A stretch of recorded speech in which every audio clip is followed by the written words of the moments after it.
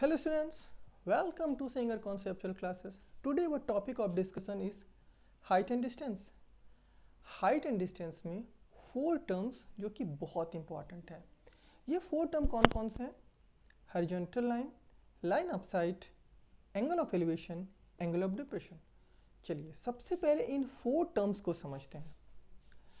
मान लीजिए आप यहाँ पे खड़े हैं और आपके सामने एक टावर है, ओके, जिसकी लेंथ है 12 मीटर. जिसकी लेंथ कितनी है गाइस? 12 मीटर. इसका जो हाईएस्ट पॉइंट है लेट्स एज्यूम ए एंड जो लोएस्ट पॉइंट है लेट्स एज्यूम बी. ओके, अब इस फिगर में हम आइडेंटिफाई करते हैं कि ये 4 horizontal line, line of site, angle of elevation and angle of depression क्या क्या है.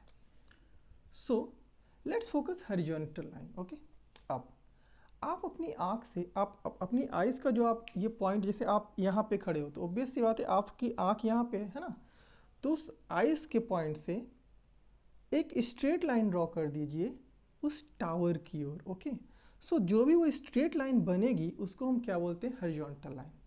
ऑफकोर्स आप अपनी आँख से वहीं तक लाइन ड्रॉ करोगे ना जहाँ तक वो टावर है. सो मान लीजिए आपके जो आइज़ का पॉइंट है वो ये है और एक स्ट्रेट लाइन ड्रॉ कर रहे हैं आप कहाँ तक? इस टावर की ओर, इस टावर तक. ठीक है, सो जो भी आपकी ये लाइन बनी, स्ट्रेट लाइन बनी, उसको हम क्या बोलेंगे? Horizontal line. First thing first, clear. Now line of site. What is line of site? अब इस टावर का हाईएस्ट पॉइंट देखिए यहाँ पर है और आपकी आंख से आप देख सकते, यू कैन सी दिस, ये जो पॉइंट है आपकी आंख से ऊपर की ओर है. तो इस पॉइंट को देखने के लिए आपको अपनी आंख को ऊपर करना पड़ेगा. ऑब्वियस सी बात है, हॉरिजॉन्टल लाइन तो आप ऐसे देख रहे थे, सीधी लाइन आपने ड्रॉ की, हॉरिजॉन्टल लाइन बन गई. बट उस हाईएस्ट पॉइंट को देखने के लिए आपको आंख अपनी ऊपर की ओर करना पड़ेगा. जब आपको अपनी आंख ऊपर की ओर करना पड़ेगा, अब उस पॉइंट से आपकी आइज़ का जो पॉइंट है वो ये है, उसको आप कनेक्ट कर दीजिए. ये जो पॉइंट हाईएस्ट पॉइंट ए है, आपको अपनी उस आइज़ के पॉइंट से सीधी लाइन से कनेक्ट कर दीजिए. सो इस बार जो स्ट्रेट लाइन बनेगी उसको हम क्या बोलेंगे? Line of site. ठीक है, अब ये जो लाइन ऑफ साइट है हॉरिजॉन्टल लाइन से जो भी एंगल बनाएगी उसको हम क्या बोलेंगे guys? Angle of elevation.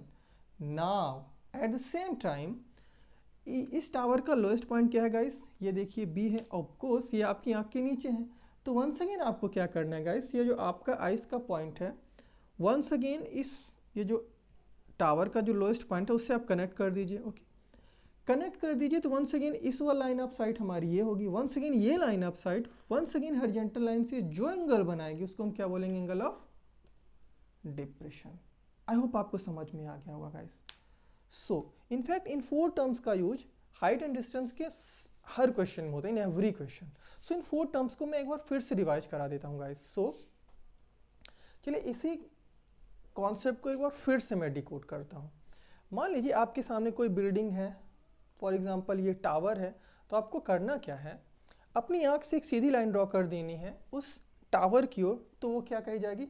Horizontal line. Okay, अब उस टावर का कोई न कोई हाईएस्ट पॉइंट होगा, कोई न कोई लोएस्ट पॉइंट होगा. ओके, अब उस हाईएस्ट पॉइंट को देखने के लिए आपको अपनी आँख को ऊपर की ओर करना पड़ेगा. फॉर एग्जांपल है, अब आप जब अपनी आँख को ऊपर की ओर करेंगे तो उसके हाईएस्ट पॉइंट से अपनी आइज़ का जो पॉइंट है वहाँ से आप सीधे कनेक्ट कर दीजिए. जैसे कि ये आपके आइज़ का पॉइंट है, इसका हाईएस्ट पॉइंट ये, आपने यहाँ से इसको कनेक्ट कर दिया, तो इसको क्या बोलेंगे? Line of site. अब ये लाइन ऑफ साइट इस हॉरिजॉन्टल लाइन से जो भी एंगल बनाएगी उसको हम क्या बोलेंगे गाइस?